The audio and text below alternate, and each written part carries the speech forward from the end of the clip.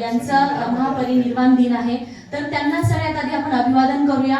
आणि यानंतर महिला आहेत, तर आपल्या इतिहासामध्ये खूप कर्तबगार महिला होऊन गेल्या आणि त्यांचं नुसतं नाव घेतलं ना तर अंगावर काटा येतो, तर त्यांचं एक स्मरण आपण करू आणि मग आपल्या मूळ विषयाकडे जाऊया।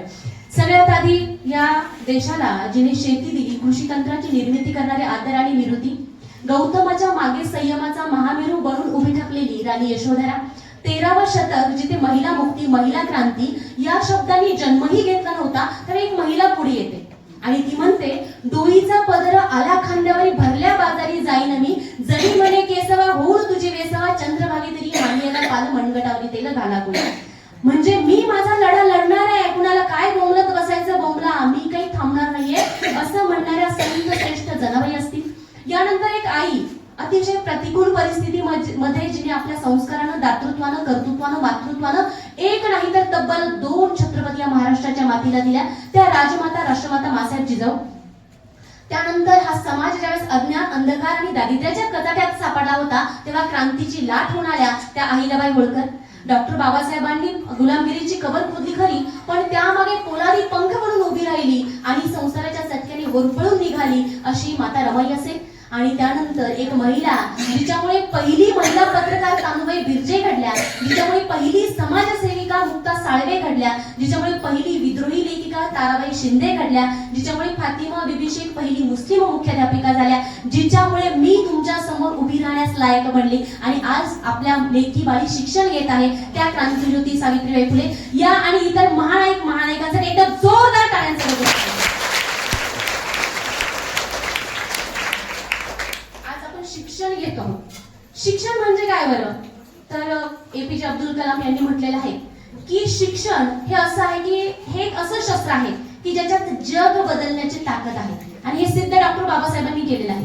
त्यांनी फक्त त्यांचं जग बदलवलं नाही, तर अनेक लोकांचं जग बदलवलेलं आहे, अनेक समाजाचं जग त्यांनी बदलवलेलं आहे। एवढी शिक्षणामध्ये ताकद आहे। पण आज आपण शिक्षण म्हणजे काय बरं, दप्तर, पुस्तक, शाळा, शिक्षक आणि विद्यार्थी, हे शिक्षण नाहीये। आज शिक्षण सर प्रत्येक अंगामध्ये आहे, जगण्यात, वागण्यात, बोलण्यात सगळीकडनं शिक्षण दिसलं पाहिजे। बघा, ज्यावेळेस आपण अंगण सारवतो, अंगणात सडा टाकतो, अंगणात छान रांगोळी काढलेली आहे, घरात एंट्री केली, घरात प्रवेश केला की वाटतं अरे बाई संस्कारी आहे बरं, घरातली बाई नीट नेटकी आहे, घर अगदी व्यवस्थित स्वच्छ ठेवलेलं आहे, कपडे जागच्या जागी, घर सुंदर आहे, आपण काय म्हणतो, बाई स्वच्छ आहे आणि छान आहे। त्याच घरामध्ये एंट्री केली, बाहेर अंगणात केर कचरा पडलेला आहे, घरातली भांडे इकडे तिकडे अस्ताव्यस्त आहे, घरी जाऊन बघितलं, तिच्या घरून आल्यावर आपण काय म्हणतो, नीटनेटकेपणा नाहीये तिला, आलं लक्षात, नुसती गबाळी राहते, घरात गेल्यावर चहा प्या वाटत नाही, बरोबर आहे। संस्कार कोणाचे दिसले, बाईचे दिसले। अगदी तसंच हे ज्यावेळेस विद्यार्थ्यांना शिकवतात ना, विद्यार्थ्यांचा गणवेश टापटीप आहे का, व्यवस्थित शूज सॉक्स घातलेले आहे का, केसांना व्यवस्थित चापून चुकून तेल लावलेलं आहे का, डबा अगदी स्वच्छ दिसतोय का, पाण्याची बाटली स्वच्छ दिसते का, विद्यार्थी एकंदरीत वागणं बोलणं चांगलं आहे का, आई विद्यार्थ्याकडे लक्ष देते बरं का, याची आई चाणाक्ष असेल बरं का।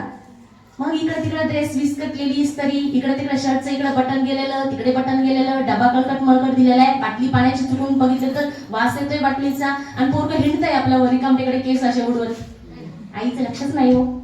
परीक्षा आपली तिथे पण होते, लक्षात। आता मॅडमने काही पालकांच्या आधाराने नावं घेतली, त्यांचा चेहरा पाहिला की त्यांच्या लक्षात आलं हे पालक आहे बरं, मॅडम तुम्ही या म्हटलं सत्काराला वगैरे, म्हणजे कसं आहे लक्षात येतं आईचं लक्ष आहे की नाही। त्या शीतावरला भाताची परीक्षा होते, बदनाम आपण होतो, लक्षात। आता बघा, आपली स्पर्धा कोणाशी आहे, माझा पोरगा शाळेत चाललाय, 1 नंबर येतोय, बाप अगदीशय मस्त ताट मानेने सांगतो, तो 1 नंबर येणारा पोरगा भविष्यात काय करतोय।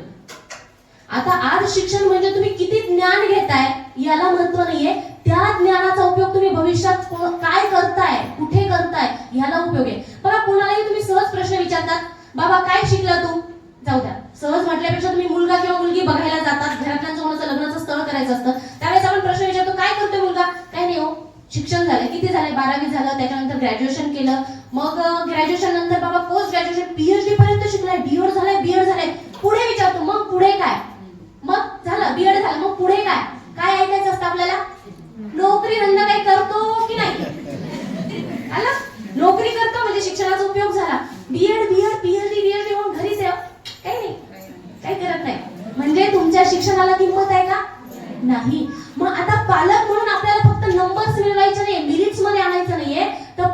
आणि शिक्षकांची एकंदरीत जबाबदारी ही असते की आपल्या विद्यार्थ्याला प्रत्येक परिस्थितीशी लढायला शिकायचं आहे, त्याच्यामध्ये आत्मविश्वास निर्माण करायचा आहे. आणि तुम्ही ज्या काही आहेत माहितीये का, आयांनाच बोलवणार. खरं तर पहिलं वग्गेवार सर तुमचं मनापासून अभिनंदन. पालक मेळावा म्हटलं ना, सगळे पालक येऊन बसलेले असतात. आया जातील त्याचे पप्पा, जातील त्याचे बाबा, जातील त्याचे आजोबा म्हणून पाठवून देतात. पण तुम्ही आज महिलांना याच्यासाठी बोलवलं आहे, त्यासाठी तुमचं सगळ्यात आधी अभिनंदन.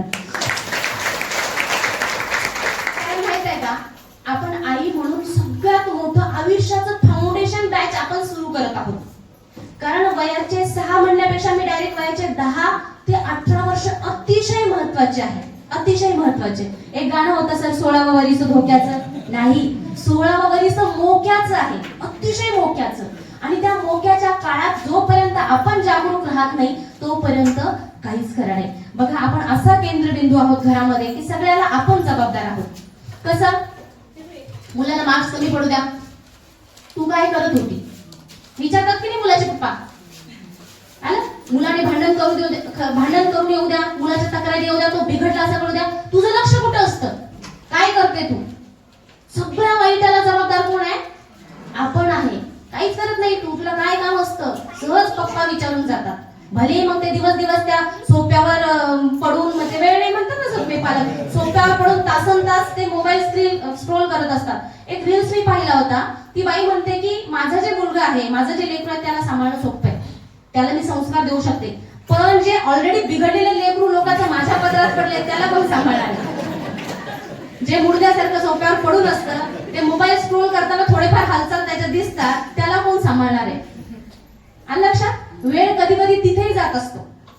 आता आपण खूप निष्कलंकी असं नाही, आपण एक कधी कधी ये ना बाई बस ना, काय काम आहे तरी असं म्हणून अर्धा तास मैत्रिणीला शेजारणीला बसून इकडच्या तिकडच्या गप्पा मारतो, तोही वेळच घालवतोय आपण. तो जर अशा ठिकाणी सत्कारणी लावला तर बऱ्याचदा घरी भांडणं येत नाही. कारण ती मैत्रीण आपल्याला गप्पा मारून चालली जाते, मग ती आपण गोडीत गोडीत गोडीत गोडीत काय बोललेलं असतं, ती काय काय काड्या करते आणि मग नंतर आपल्या अंगावर किती भांडणं आणते प्रत्येकीला माहिती. त्यापेक्षा तो वेळ नाही असं म्हणून जो आपण ढकलतोय ना, काही आपण काही कलेक्टर नाहीये की आपल्याला बरोबर त्या 8च्या ठोक्याला तिथे जाऊन बसायचे आणि 7ची आपली सुट्टी नाही. काय शेत काय म्हणत नाही तासभर तू जाऊ नको वगैरे म्हणून. ज्याच्यासाठी सर म्हणते की ज्याच्यासाठी आपण ज्या लेकरांसाठी करतोय त्यांना आता वेळ देणार नाही तर कधी वेळ देणार आहे. नंतर पोरं काय करतात, जातात पुण्या मुंबईला काहीतरी काम बिम करतात आणि पैसे पाठवून देतात, 1000-500 काय तुम्हाला पाठवायचे पाठवा, ते म्हणतात आम्हाला वेळ नाहीये. कारण तुम्ही त्यांना वेळ द्या, रिपीट ते तुम्हाला वेळ देणार आहेत. बघा, आज मी मगाशी सांगत होती की आज आपली स्पर्धा फक्त गिरगावच्या विद्यार्थ्यांची नाहीये. गिरगावमध्ये आहेच किती विद्यार्थी सर, 1000 असतील 500 असतील, किती विद्यार्थी, 700 विद्यार्थ्यांची तुमची स्पर्धा नाहीये. ह्या जगाशी तुमची स्पर्धा आहे. जगात 200 देश आहे, 800 कोटी जनता आहे, 800 कोटीपैकी 142 कोटी भारतात आहे आणि त्या 142 कोटीपैकी 35 कोटी विद्यार्थी शिकत आहे. किती, 35 कोटी. त्या 35 कोटीमध्ये फक्त 25% विद्यार्थ्यांचे पालक अवेअर आहे, त्यांना उत्तम दर्जाचं शिक्षण देऊ शकता, त्यांना चांगल्या इन्स्टिट्यूट मध्ये कोचिंग देऊ शकता, त्यांच्यासाठी लाखो करोड रुपये खर्च करण्याची त्यांची कॅपॅसिटी आहे. पण उरलेल्या 75% विद्यार्थ्यांचं भवितव्य अजूनही ग्रामीण भागातील शाळांवर आणि शिक्षकांवरच अवलंबून आहे. त्यांना त्याच्याशिवाय पर्याय नाही. अजूनही त्या 700 विद्यार्थ्यांचं भविष्य वग्गेवार सरांच्या आणि या बहिर्जी स्मारक विद्यालयाच्या शाळेवरच अवलंबून आहे. आपल्याला पर्याय आहे का, नाहीये. हा ठीक आहे, मी म्हणते की तुमच्याकडे 1 कोटी पडून आहे घरी बँकेत, 5-50 एकर जमीन आहे, फुल बाग आहे, मस्त 100% दिवस 24 तास पाणी आहे, शाळेत पाठवलं नाही तरी चालेल, त्याचं भविष्य सिक्युअर आहे, तो शेती करेल. नाहीये ना तुमच्याकडे, मग गुणाने शाळेत पाठवा, वेळेत पाठवा. आता तुम्ही शहरामध्ये गेलं तर पॅरेंट्स मीटिंगला आम्हाला बोलवतात. मलाही 2 मुलं आहे, एक मुलगी 7वीला आहे, एक मुलगा 4थीला आहे. दोघांच्या पॅरेंट्स मीटिंगला आम्ही जातो 1 to 1. पॅरेंटच्या समोर, शिक्षकांच्या समोर बसतो खुर्चीत, ते आम्हाला पेपर दाखवतात आणि पुढचं इन्स्टॉलमेंट कधी भरताय विचारतात. बस विषय संपला. काही गरज नाहीये हे बुके आणा, फुलं आणा, स्टेज सजवा, तुम्हाला बोलून काही गरज नाहीये. पण ही तळमळ तुमच्या शिक्षकांची मी आल्यापासून सरांबरोबर गाडीत आले, त्यांच्याबरोबर चर्चा करताना ही तळमळ जाणवत होती. वगैरे सरांबरोबर इथे अर्धा तास बसले केबिन मध्ये, तिथेही तळमळ जाणवत होती. मॅडम माझ्या सोबत होत्या, त्याही तेच तळमळ करत होते की मॅडम विद्यार्थी खूप हुशार आहे, फक्त थोडस आपल्याला जागरूक होण्याची गरज आहे. एपीजे अब्दुल कलाम यांनी सांगितलं की देशाचं भवितव्य मागच्या बाकावर सुद्धा बसलेलं असू शकतं. असं म्हणू नका की माझा विद्यार्थी 1 नंबर 2 नंबर किंवा 3 नंबर येतो म्हणजे हुशार आहे. कधी कधी असं होतं की एकदम टॉपर्स, आता मी सांगते अनुभव, आमच्या बॅच मध्ये सर मेडिकल कॉलेजला असे काही विद्यार्थी होते एकदम बॅक बेंचर्स, म्हणजे बसायचे नसतात हे का आले मेडिकल कॉलेजला. आज त्यांचे कोट्यावधीचे हॉस्पिटल आहे, 7-7 एव्हरी मेडिसिन त्यांच्या अंडर काम करतायत. आणि जे टॉपर म्हणून निर्वत होतं ना सर, ते अजून आगे शिफ्ट करतायत मुंबईमध्ये 5-50 हजारची नोकरी. मग आज तुमचं कर्तव्य काय? आज त्याला फक्त शिस्त लावा. 10ची घंटा झाली, तुमची शाळेची टायमिंग काय, त्या वेळेत आपला मुलगा निघालाच पाहिजे, शाळेत आलाच पाहिजे. तेवढं करू शकत नाही का आपण आई म्हणून? बघा आता महिला म्हणून फक्त मुलं सांभाळण्याचं कर्तव्य आपल्याला, अख्खं घर आपल्यावर अवलंबून आहे. तुम्ही घड्याळ आहे प्रत्येकाच्या घरामध्ये, घड्याळामध्ये बघा एक छोटंसं चाक असतं, घरी जाऊन घड्याळ नीट पहा, एक बारीक चाक असतं जे दिसत नाही, किंमत कदाचित नसते, काटे दिसतात आपल्याला पण फक्त काटे बसतो. तसं आपण स्त्रियांचा विषय, सगळ्या स्त्रियांचा विषय, घड्याळातलं तो छोटंसं चाक आहे. त्या चाकाच्या भोवती ना एक तास काटा आहे, स्थिर चाललाय. घरातले सगळे वयोवृद्ध, सासू सासरे सगळे तो स्थिर काटा आहे. त्यांनी जगून झालेला अनुभव घेतलेले अनुभवाचे बोल आपल्याला सांगणार. दुसरा काटा मिनिट काटा, नवरा आहे, तो आपलं पळणार आहे. तिसऱ्या काटा आहे सेकंद काटा, फारच स्पीड आहे, त्याच्याकडे बघत राहावं लागतं मोजायला, ते आपली मुलं आहे, सेकंद काटा. मग या सगळ्यांचं बॅलन्स कशावर आहे? छोट्याशा चाकावर आहे. त्या चाकाने ठरवलं की बंद पडायचं, बस थकले आता मी, नाही मला चालायचं, घड्याळ बंद पडतं, तुमचं घर बंद पडतं. त्या काट्याने ठरलंय मला खूप पळून घ्यायचं एकदा, ते पळायला लागलं तर काटे कोलमडून जातात, मग घड्याळ बंद पडलं, घड्याळ खूप पुढे पळतंय, घड्याळ खूप वेळ दाखवतं का राईट, सगळं बिघडून जातं. मग हा बॅलन्स सांभाळण्याचं काम कोणाचं आहे? आपलं आहे, एक स्त्री म्हणून आपलं आहे. मी सांगते ना, ज्या घरातील स्त्री सक्षम असेल, खंबीर असेल ना, ते घर कधीच मागे पडत नाही. मी तुम्हाला सांगते, पब्लिक मध्ये असा एखादा चेहरा माझ्या निदर्शनास येतो ना, की मला नंतर लक्षात येतं की ह्या बाईच्या मुलाने, ह्या स्त्रीच्या मुलाने किंवा मुलीने काहीतरी चांगलं केलेलं आहे. चेहऱ्यावरच सगळं दिसून येतं, आत्मविश्वास जो असतो तो दिसून येतो. म्हणजे ज्या घरात आईची सहानुभूती, प्रेम आणि आत्मविश्वास लेकरांना मिळाला ना, ते लेकर कधीच मागे पुढे पाहत नाही. बघा आता जर आपण विचार केला तर मुलांना आपण काय द्यायचं आहे, कसं लक्ष द्यायचं आहे. आता काही मुलांचे, मी काही आया अशाही पाहिलंय, मुलांची तक्रार आली एखादी की जे धरते हातात धपा फटकून काढते, बरोबर आहे, त्याच्याशी बोलतच नाही, सुसंवाद आपण साधतच नाही, लेकराशी बोलतच नाही. अरे विचार ना बाई, त्याची चूक होती का, कशाने सुरू झालं, 15-20 मिनिटं दे ना त्याला, कुठं जायचंय तुला पळून, की आलं की धरला मारला सोडून दिलं, ते विचार रडतं पुढच्या वेळेस येत पण नाही तुमच्या, सांगतही नाही काय झालं. खूप आया अशा की खूप मारतात आणि मारून काहीच होत नाही.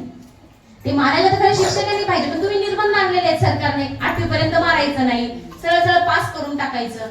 ती छडी लागे छमछम योग्य होती, आपले धपाटे, आपला झाडू आणि आपली काठी काही कामाचे नाहीये. त्याच्यामुळे खरंच मुलं बिघडत नाही, लापट होऊन जातात. पुढच्याच मार काही म्हणतात की मार, किती मारणार आहे, मार, अजून मार म्हणतात ना, लापट होऊन गेले, त्यांना काही फरक पडत नाहीये.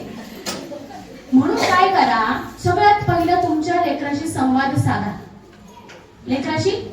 साधा, एक वेळ अशी येते ना की आईच्या आजूबाजूला पदराला घुटमळणारं लेकरू अचानकपणे तिच्याशी बोलणं बंद होतं, बापाशी बोलत नाही, कुठे चाललाय, मित्राकडे चाललोय, मगाशी सर म्हटले तसं, कुठे चाललाय, मित्राकडे. म्हणजे आपण जे काही ऑनलाईन होतो मम्मी पप्पा, आता अचानक ऑफलाईन होऊन जातो, आपलं नेटवर्क ऑफ होतं, मग नेटवर्क, मित्रांचं नेटवर्क चालू होतं, फुल नेटवर्क मित्रांचं. कुठे चाललंय, मित्राकडे चाललोय, कुठे चाललाय, मित्राचा वाढदिवस आहे, कुठे चाललाय, या मित्राने बोलवले, त्या मित्राने बोलवले. आणि आपल्याशी जे मित्राशी तास गप्पा मारतात, फोनवर तास बोलतात, चॅटिंग करतात, इमोजी पाठवतात, ते मुलं आपल्याला बरं, ओके, कधी, एवढंच बोलतात.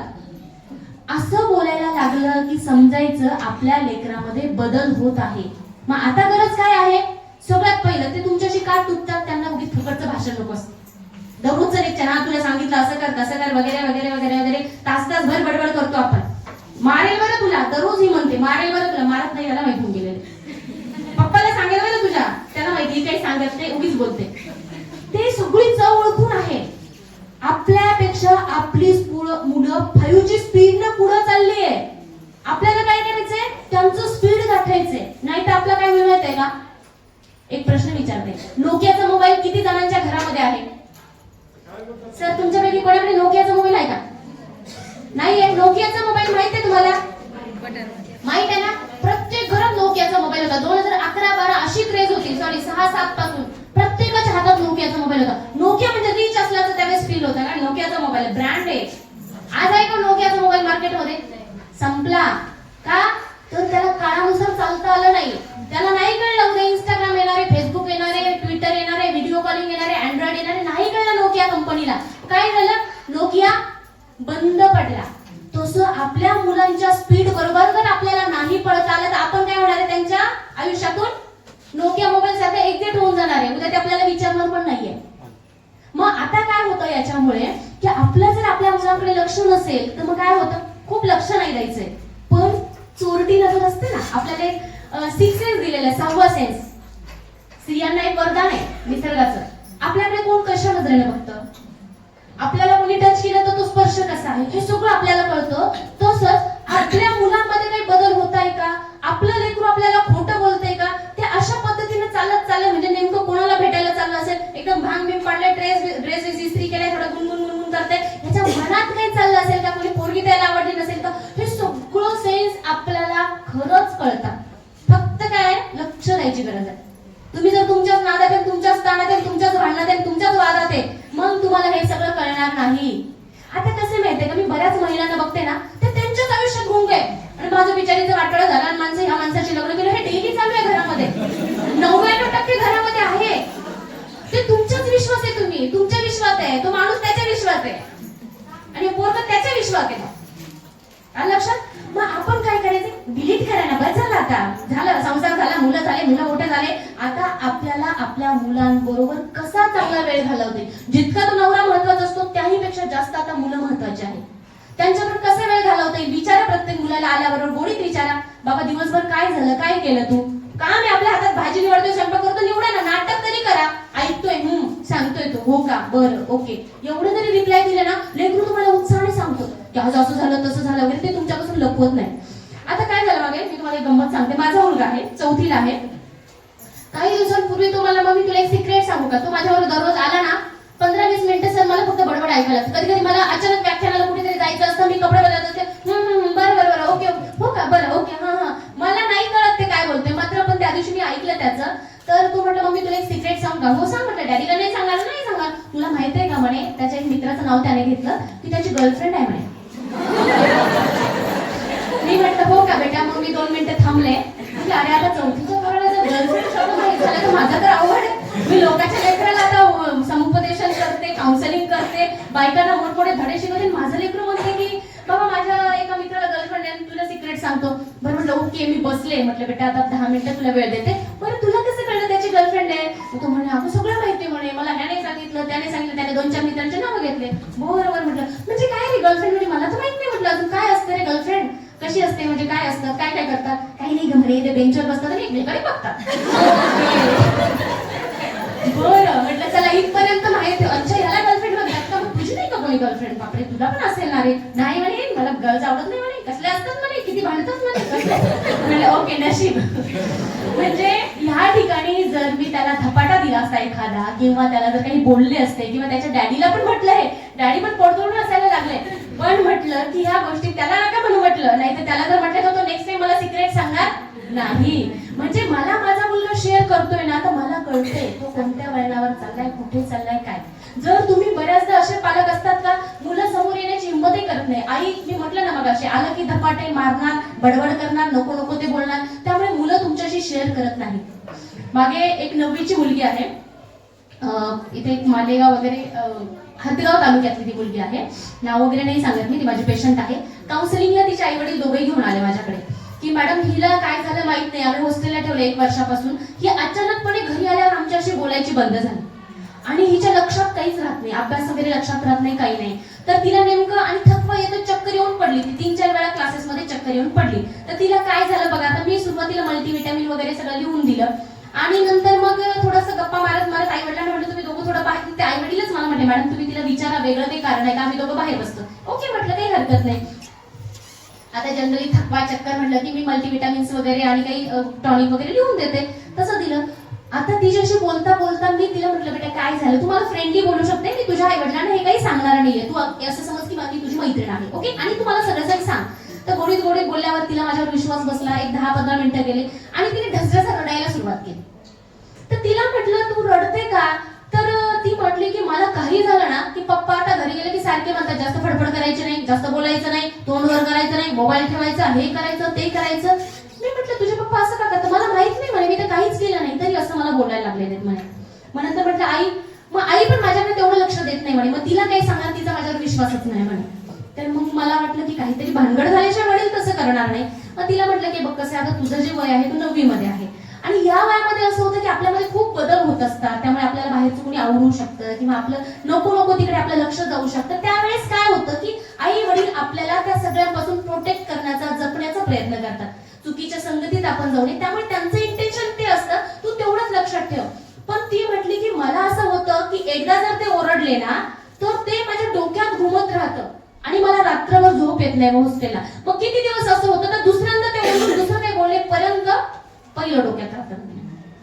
मग आता हे झाल्यावर तिच्या आईला बोलवलं आणि आईला विचारलं की नेमकं काय झालंय. तर मग आईने मला सांगितलं की तिला आम्ही हॉस्टेलला ठेवून 6 महिने झाले. या 6 महिन्यात कोणीतरी 10वीचा मुलगा आहे तिथं, त्याला हिनं माझा नंबर दिला म्हणे आईचा. आणि घरी आल्यावर त्या पोराचे फोन घरी यायला लागले.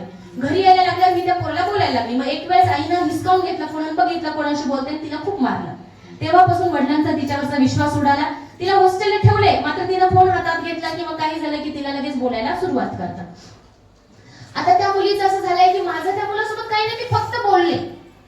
तिचं म्हणणं की माझ्या घरच्यांचा माझ्यावर विश्वास नाही, घरच्यांचं म्हणणं की आमच्या 6 महिन्यात ही पोराला बोलू शकते, उद्या कोणाला घरी घेऊन येऊ शकते, त्यांचे विश्वास नाही. मग आता या ठिकाणी काय गरज होती तर त्या दोघांमध्ये समुपदेशनाची गरज होती, काउन्सिलिंगची गरज होती. त्यांना मी काउन्सिलिंग केलं आणि सांगितलं की कसं होतं की हे एक वय आहे, याच्यात मुलांचा दोष नसतो, हार्मोन्स आहे. ते बहिणाबाईंची एक कविता आहे बघा, मन वढाय वढाय उभ्या पिकातल डोर, किती हाकला हाकला फिरी येई पिकावर. बहिणाबाईंनी ह्या मुलांना बघूनच ही कविता केली असेल. मन आपल्या हातात त्यावेळेस नसतं. पुढे त्यांनी म्हणतात की मन काय सर, मन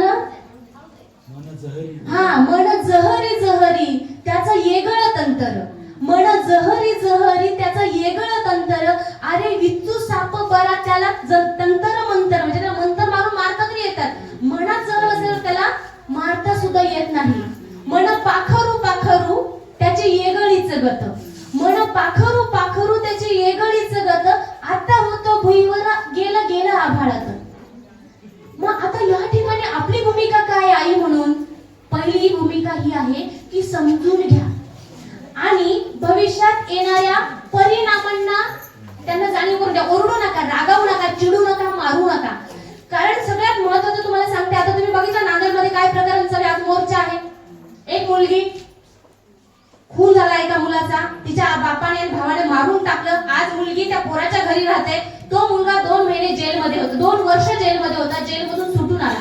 गुन्हेगारी पार्श्वभूमी असलेल्या म्हणजे मुलाच्या प्रेमात ती पडली. दोन्ही कुटुंब बर्बाद झाले. त्या कुटुंबातला मुलगा गेला, ह्या कुटुंबातली मुलगी गेली आणि बाप आणि भाऊ आयुष्यभर जेलमध्ये सडले. कोणाला काय मिळालं? म्हणजे भोवरा आहे बरं, आपल्या मुलांच्या आयुष्यात एक भोवरा आहे. तुम्ही काय करता, भोवऱ्यात अडकलं की मग काढायला जातात, काही उपयोग नाहीये.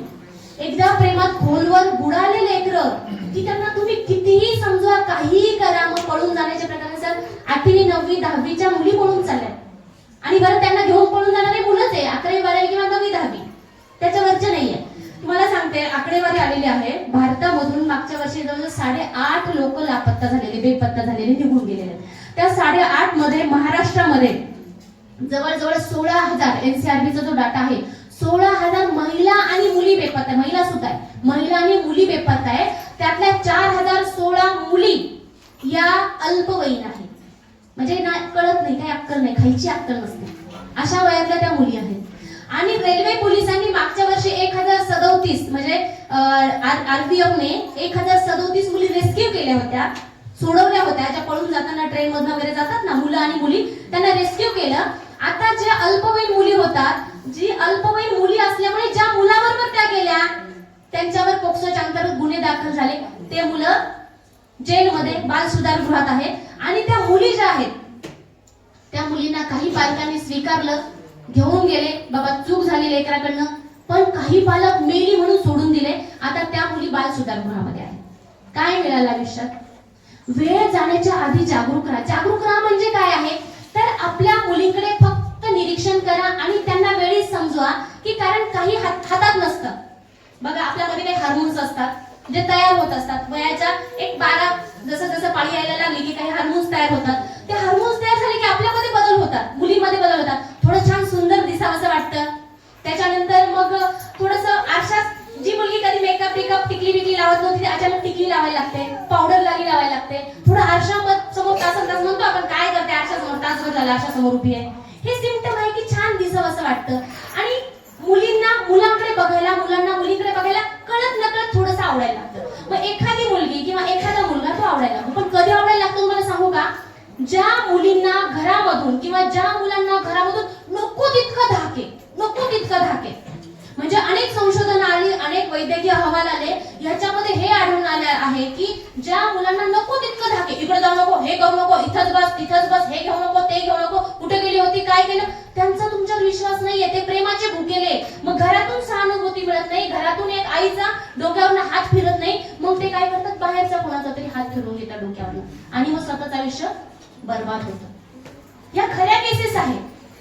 त्यामुळे मग आपल्याला काय करायचं आहे या वयामध्ये की आपली मुलगी किंवा आपला मुलगा याला अतिशय सहानुभूतीने खूप ओरडू, म्हणजे 9वी तुम्हाला सांगते, 9वी पासून तर 12वी पर्यंत म्हणजे जवळजवळ 14-15 ते 18 वर्षापर्यंत तुम्ही त्यांना सांभाळा. तुम्हाला नंतर काहीच गरज नाही सांभाळायची. आता सरांनी दुसरा मुद्दा सांगितला की आपण घरातून तो खूप चांगले संस्कार देतो. बाप संस्कारी असतो, आजी आजोबाचे संस्कार असतात, एकत्रित कुटुंबात आपण बऱ्यापैकी वाढवतो लेकरांना. पण होतं असं की आपण छान आहे, वडील तर म्हणजे अगदी गुण वर्णनासारखे असतात, आई खूप गुण संस्कारी असते, असे मुलं सुद्धा कधी कधी बिघडतात. का? दुसरा ऑप्शन आहे मित्र. आता तुकाराम महाराजांचा अभंग आहे, ढेकणाच्या संगे हिरा जो भंगला कुसंगे नाडला साधू तैसा. ढेकणाच्या संगे हिरा जो भंगला कुसंगे नाडला साधू तैसा. हिरा किती कठीण आहे, दगडाला फुटत नाही, हातोडीला फुटत नाही, ढेकून लागला तर फुटून जातो. तसा साधू सुद्धा संगत बदलले की नाशवंत होतो. तसंच आपल्या लेकरांचं आहे. मग आता आपण काय करायचंय, मित्र जर वाईट असेल, बिघडलेला असेल तर मग काय करायचंय, त्याला फक्त जाणीव करून द्यायची की बेटा असं असं आहे, तसं तसं आहे. त्या मुलाबरोबर फिरू नको, तो आपला ऐकणार नाही. कारण ह्या वयामध्ये मित्र जास्त चांगला किंवा जवळचा वाटत असतो. मग अशा वेळेस काय करायचंय, त्याच्या वडिलांना आणि तुम्ही दोघांनी मिळून त्याच्याबरोबर थोडी जवळीक जास्त साधायचे, त्याच्याशी जास्त गप्पा मारायचे. काही बदल होत असतात शरीरामध्ये मुलांच्या, तर ते वडिलांना बोलायला लावायचे की तुम्ही त्याच्याशी बोलत राहा. कारण आपण आई म्हणून मुलीशी बोलू शकतो, वडील म्हणून त्यांना सुद्धा तेवढं जागरूक राहणं गरजेचं आहे. मग असं जर घडत गेलं, तुम्ही त्याला जास्त प्रेम आणि जास्त सहानुभूती म्हणजे लाडावून नाही ठेवायचं, सगळं पुरवायचं म्हणजे असं नाही, एक मध्यम साधायचा, चांगलं समजावून सांगायचं, भविष्यात येणाऱ्या परिणामाची जाणीव करून द्यायची. हे सगळं म्हणजे जगणं आहे, हे सगळं प्रेम करणं, लग्न करणं, पोरबाळ जन्माला अख्खं आयुष्य त्याच्यातच जाणार आहे म्हणायचं. सध्या जगून घे, 18-19 वर्षाचं जे काय ते जगून घ्या म्हणायचं. ओके, त्यांना तुम्ही तुमच्या पद्धतीने, कारण आपलं लेकरू काय करू शकतं आईपेक्षा वेगळं कोणालाच कळत नाही. त्यामुळे आपल्या लेकरांना जेवढं जमेल तेवढं चांगलं सांगायचं आहे. आता काय होतं माहितीये का, मग एका शाळा, खतगावकडे शाळा आहे, त्या शाळेकडे शिक्षकांच्या तक्रारी होत्या की 9वीचे लेकरं मुलं शाळेच्या पाठीमागे जाऊन सिगारेट ओढतात, बिडी ओढतात. गावात खर्रा काय गुटखा जर्रा खर्रा बिर्रा काय जास्त ना, ते भयंकर मिळत असतं, ते जर्दा फिरदा सगळं. आणि आजकाल तर जाहिराती पण भरपूर येत आहे, विमल पान, जुमा केसरी. हिरोगिरी करायची मुलांना आजकाल, केस वाढवायचे, हिप्पी करायचे, मस्तपैकी स्टाईल मारायची आहे, परफ्यूम मारायचं आहे, तोंडाला ते गुटखा बिटका सगळं टाकून त्यांना ती मजा वाटते. पण ही मजा कधी सजामध्ये परिवर्तित होईल सांगता येत नाही. व्यसनाधीनता इतकी वाढलेली आहे. दुर्दैवानं अशी काय, तर मी माझा 3 स्टाफ या 2 वर्षात 3 मुलांना बदलला. फक्त मुलं इतके संस्कारी, सगळं छान आहे, मात्र कधी ऑन ड्युटी दारू पिऊन येतील सांगता येत नाही. कळलं की काढलं नोकरीवरनं. बरं, सुरुवातीला हे ग्रामीण भागातून येतात ना सर, त्यावेळेस व्यसनाधीनचं प्रमाण कमी असतं. कोणीतरी मित्र भेटतो, संध्याकाळी 6-6:30 ड्युटी संपली की चल रे म्हणतो, 100 रुपये उचल, ह्याचे टाकून बजायचं. मग आता दारू असेल किंवा हे जे व्यसन आहे, ह्याच्यातून मिळतंय काय, 8 लाख मुलं जे आहेत फक्त कॅन्सरने, तरुण मुलं मृत्युमुखी पडले. किती? 8 लाख कॅन्सरने. आताच एक मुलगा म्हणजे आमच्या अगदी जवळच्या कामवालीचाच जवळचा नातेवाईक होता, गुटखा खाऊन खाऊन इथे गाठ आली होती. 15 दिवस झाले, जेवण जात नाही म्हणून सिव्हिलला ऍडमिट केलं, गाठीचं ऑपरेशन झालं, परवा कळलं कॅन्सर होता, मेला. वय साधारण 19-20 वर्ष वय. कधी आपल्या घरामध्ये काय ना, ते तुकाराम महाराजांचा दुसरा एक अभंग आहे, ओढूनी तंबाखू काढी न जो दूर बुडे ना ते घरात येणे पापे. एक लेकरू जर वाया गेलं तर अख्खं घर बुडतं हो, अख्खं वेळेला थोडं थोडं पितो, थोडं थोडं सिगारेट ओढतो, थोडं थोडं काही नाही गुटखाच खाल्ला, एखाद्या वेळी खाल्ला असेल, जर पप्पा मारत असेल म्हणजे एखाद्या वेळी खाल्ला असेल म्हणतो, एखाद्या वेळी काही नसतं, आहे ना सापडला तर तो खाल्ला. मग त्याच्यावर तुम्हाला कशी बंधनं घालायची ते बघा. आणि जर चुकून जास्त होत असेल तर काउन्सिलर आजकाल असतात, ते त्यांच्या परीनं पर्यायी औषधी उपलब्ध करून देतात, ते देऊन त्यांना हे करा. आणि जर चुकून मुलाचे पप्पा जर गुटखा दर्दा बिर्दा खात असतील, तंबाखू खात असतील, सिगारेट पीत असतील, चुकून एखादा घोट टाकून येत असतील, तर मुलाकडनं अपेक्षा करू नका, ते भविष्यात ते करणारच आहे. मग सगळ्यात आधी तुमचं कर्तव्य काय, त्या बापाला सुधरा. कसं सुधरायचं? सरळ न्यायचं, मी तुम्हाला माझा नंबर देऊन जाते, व्यसनमुक्ती केंद्रही सांगते कुठे ऍडमिट करायचं काय करायचं. तंबाखूला पर्याय देते त्यांना, सरळ त्यांना सुधरा. तुम्हाला जर तुमचं भविष्य काय होतं माहिती आहे का, तुमच्या वेळात पडलेलं आहे ते, कारण आपल्याकडे पर्याय सर मराठवाड्यामध्ये नाही, अख्ख्या महाराष्ट्रात नाही, जगभरात एकच पर्याय, दारू पितं, व्यसनाच्या हारी गेले, रात्री घरी येत नाही, हात पिवळे करून टाका, पायात बेड्या टाका, लोकांची पोरगी घेऊन या आणि त्या दारुड्याच्या गळ्यात घाला, आहेच ती सांभाळायला. नंतर काय होतं, तिचं आयुष्य बर्बाद होतं, त्याचंही बर्बाद होतं, पुढच्या लेकरांचंही बर्बाद होतं, आणि ते आई वडील आयुष्यभर रडताना तुम्हाला दिसतात बघा. कारण ती सून काय त्यांचा रिस्पेक्ट करत नाही, पोरगं बिघडून ठेवलं म्हणते, नशेडी पोरगं माझ्या गळ्यात घातले म्हणते. अशा घरातले नातू पंतू पण सुधरत नाही, कधीच पुढे जात नाही, कधीच तुमचा मान सन्मान मिळणार नाहीये. बघा, ज्यावेळेस मुलगा कर्तबगार निघतो त्यावेळेस बापाचं नाव निघतं, पण ज्यावेळेस मुलगा संस्कारी आणि कर्तबगार निघतो त्यावेळेस आईचं नाव निघतं. आणि म्हणून जय शिवराय म्हणण्याच्या आधी जय जिजाऊ म्हणावं लागतं. आता संस्कार देतो म्हणजे काय, कुठल्या तरी दुकानात गेले बाई आणि 10 रुपयाचे संस्कार देऊन माझ्या मुलाला दिले असं होत नाही, किंवा सरांनी व्याख्यान दिलं, मी 1 तास व्याख्यान दिलं, मी मुलांना मार्गदर्शन केलं, मुलं सुधारले असं होत नाही. तुम्ही कसं वागतात, तुम्ही कसं बोलतात, तुमची वर्तणूक कशी आहे, तुम्ही मुलाच्या पप्पांशी कसं बोलतात, त्याच्या आजी आजोबांशी कसं बोलतात, तुमच्या आवाजामध्ये काय तोरा असतो, तो तुमचा मुलगा ऑब्झर्व करतो. उद्या त्याची बायको तुमच्याशी तसंच वागणार असते. आता बघा, तुम्ही किती उपास तपास करतात त्याच्यावर पण मी बोलणार आहे. तेही मुलं बघत असतात, तेही तुमच्या मुली बघत असतात, बरोबर आहे. आता मला एक प्रश्न तुम्हाला विचारायचा आहे, मार्गशीर्ष महिना चालू आहे, तुम्ही करताय मला माहिती आहे सगळ्याच्या सगळ्या, त्याच्यामुळे मला काही तुम्ही नाही करत असं काही म्हणू नका. मला तुम्ही किती जणींची मुली ह्या उपवास करताय ते सांगा. मार्गशीर्ष महिन्याचे गुरुवार मुली करतायत का आपल्या? आम्हाला विचारून जातात मॅडम, आज उपवास मार्गशीर्ष महिन्याचे उपवास. आता बघा, हेच आई म्हणजे काय मी तुम्हाला सांगते, एक पित्राची गोष्ट सांगते. आपल्याकडे पित्र होतात बघा, एका घरी पित्राचं जेवण असतं आणि सासू सुनेला सांगते की आज पित्राचं जेवण आहे आणि जेवण बनवताना पित्राचं अतिशय काटेकोरपणे करावं लागतं. पित्राच्या जेवणात थोडी पण चूक चालत नाही. जर चूक थोडीशी सुद्धा झाली तर आपले पूर्वज आपल्याला धरतात, ते सोडत नाही. म्हणून पित्राचं जेवण करताना अतिशय म्हणजे व्यवस्थित कर वाटली. बघ मी तुला शिकवते, नवीन नवीन सुनेला सासू शिकवत असते, बघ मी तुला शिकवते कसं पित्राचं जेवण बनवायचं. आता त्या पद्धतीने सासू काय करते, मस्त नैवेद्य घेते, ते खीर बीर करते, ते वड्या बिड्या सगळं करते, छान पानावर वाढते. सून अतिशय व्यवस्थित बघत असते. बघता बघता सासू म्हणते की बघ माझी सासू खूप खटाळ होती म्हणे, तिला तर थोडं इकडे तिकडे चालायचं नाही, तिनं जर मला थोडी जरी चूक झाली तर मला अशी धरेल ना म्हणे, सोडणारच नाही, त्यामुळे मी व्यवस्थित करते म्हणे पित्र माझे. सून म्हणते तुझी सासू कशी होती मला माहित नाही, तू कशी आहे मला चांगलं माहिती, मी तर एवढीशी सुद्धा चूक करणार नाही. आणि मग ते पित्राचं जेवण वगैरे सासू छान तयार करते, मस्त साजरं संगीत अगदी ते पूर्ण ते नैवेद्य बिवद्य करते, पेटवते ऊत वगैरे सगळं त्याच्यासमोर छान ठेवते. पण आता तिथं काय होतं, सुने सगळं बघत असते, तिथून एक मांजर जात असतं, काळा मांजर. ते तिथं फेरफटका मारताना सासूने एकदा दोनदा बघितलं, एकदा दोनदा हात केला, पण ते वारंवार तिथे येत होतं. तिने काय विचार केला सासूने म्हणून यार हे काळा मांजर आहे, त्याची जात खूप चिवट असते, ह्यानं जर पित्रा नैवेद्याला शिवलं तर सगळं मेहनत वाया जाईल. ती पटकन एक डालका घेते त्या मांजरावर घालते. सुनेने हे पण बघितलेलं असतं. मग आता काय होतं, पुढच्या वर्षी दुर्दैवानं सासूबाई गेल्या. मग आता वेळ आली पित्राचं जेवण बनवायची सुनेवर. तिनं व्यवस्थित अगदी सासूनं सांगितलं तसं साजरं संगीत नैवेद्य बनवते आणि काय करते, नवऱ्याला म्हणते आहो जरा इकडे या, जा म्हणे काळा मांजर घेऊन. आता तो म्हणतो काळा मांजर कशाला आणायचे, नाही म्हणे जा तुम्ही घेऊन या, काहीच विचारू नका म्हणे, आणल्याशिवाय घरीच येऊ नका म्हणे. बरं म्हणे ओके काही हरकत नाही. बिचारा तो दिवसभर फिरतो, काळा मांजर घेऊन येतो. तिथे काळा मांजर आणल्यावर आधी ते टोपली घेते, त्याच्याखाली झाकते, मग नाही बघतात. पण आता तो नवरा तिला विचारतो की बाई ज्या काळ्या मांजराच्या मागं मला तू दिवसभर फिरवलं ते मांजर नेमकं कशासाठी आणलं होतं. तर ते त्याला म्हणते की अहो प्रथा आणि परंपरा फक्त करायच्या असतात का ते विचारायचं नसतं. मग आम्ही काय करतोय, फक्त करतोय का माहित नाही. उपवासाला काय खातात? साबुदाणा. साबुदाणा. कोणी सांगितलं? आईनं, आजीनं, पणजीनं. बस त्याच्या पुढे साबुदाणा नको. मी वेदांचा अभ्यास केलेला आहे, 4ही वेद वाचलेले आहेत, आयुर्वेदाचं पूर्ण नॉलेज आहे. कुठल्याच वेदात कुठल्याच धर्मग्रंथामध्ये साबुदाण्याचा उल्लेखच नाहीये. मग उपवासाला साबुदाणा कसा चालतो? आपण हिंदू आहोत, हिंदूंच्या देवांना साबुदाणा कसा चालतो? कोणी सांगितलं? माहित नाही. तमिळनाडूमध्ये भारत स्वातंत्र्य झाल्यानंतर 1948 ला पहिलं साबुदाण्याचं उत्पादन निघालं आणि कोणी अफवा पसरवली माहित नाही, तेव्हापासून उपवासाला साबुदाणा चालतो. भगर खा म्हणलं सोमवारी नाही, सोमवारला भगर चालत नाही, कोणी सांगितलं चालत नाही. चतुर्थीला भगर चालत नाही, कोणी सांगितलं चालत नाही. आणि मिठाची गोष्ट तर खूप भयंकर आहे, माझ्या आईने सांगितली.